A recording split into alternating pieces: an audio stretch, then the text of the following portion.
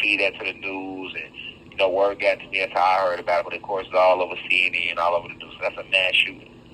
But to show you how, you understand, right? This is spiritual warfare. So anytime there's something going on, like a blood sacrifice or something negative, they're going to have all the media outlets cover it. You know what I'm saying? And then when they cover it, they're going to start feeding a bunch of misinformation to you. So let's start with the first misinformation story, because we decoded what happened with this situation and what it really was. All right. So the first thing you're going to see, you get on the internet, for y'all on the internet, I'm pretty sure if y'all get on the internet and start looking at stuff, because I can just imagine the narrative. I already know how this goes. You're going to see them talk about the mass shooting. And then because remember I told y'all where she's from, and it was a person that got killed a few days before her album release party, and they said that people from her neighborhood was trolling him. So the trolling that people do in Chicago is like, if somebody died, they might say, man, I'm smoking on him. So say two rival gangs into it, two rival neighborhoods into it, and Chris get killed. If Chris get killed by the rival gang, the rival neighborhood gang is going to troll and taunt him, and they're going to do that by saying, I'm smoking on Chris. They're going to crack jokes about how he died, you know what I'm saying? And they're going to do that all over social media. This what they do, right? This is what the youth do.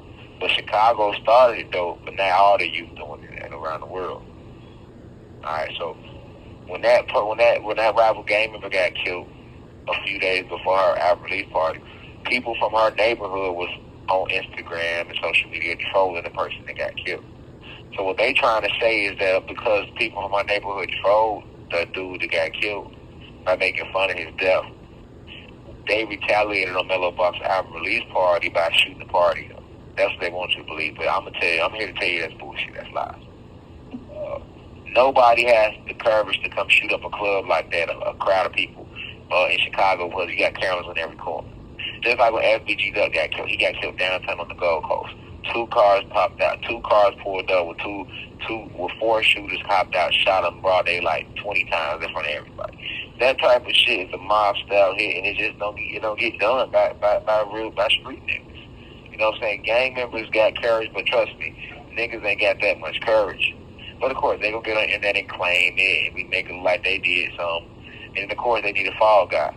So even though I told y'all that FBG Duck was Lil Durk's sacrifice, people didn't want to believe me at the time, it really was. You know what I'm saying? It was a sacrifice. And them people that went down for FBG Duck murder, Moonwalk and all the O Block, they did not do that.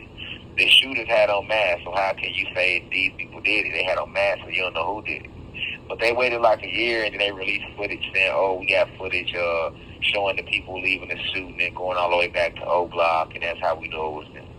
But I told y'all a year before they released the footage that they're going to try to put it on somebody. And then we know he into it with this rival gang, then we'll put it on them. We don't care if the little they got to go through life in jail for shit he ain't do. They care less. They need a fall guy to the public, right? So the public don't know it was a sacrifice. They can come back and say, oh, no, that was some street stuff. So that's how they did FBG Duck. Okay, same thing with Mellow Bucks. Mass shooting downtown Chicago.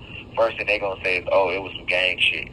You know what I'm saying? Because her neighborhood did somebody that died, so the people from that neighborhood came back and shot up the whole club.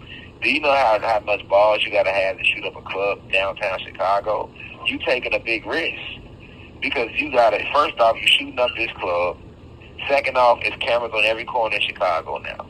Third off, you got to get away. So that means, how can you get away when there's cameras on every block on all sides of the city? Them cameras going, they're going to be able to rewind them cameras and follow you throughout the entire city.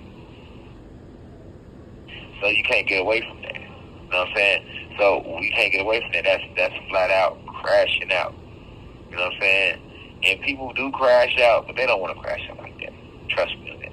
So they want to believe that it's because of that.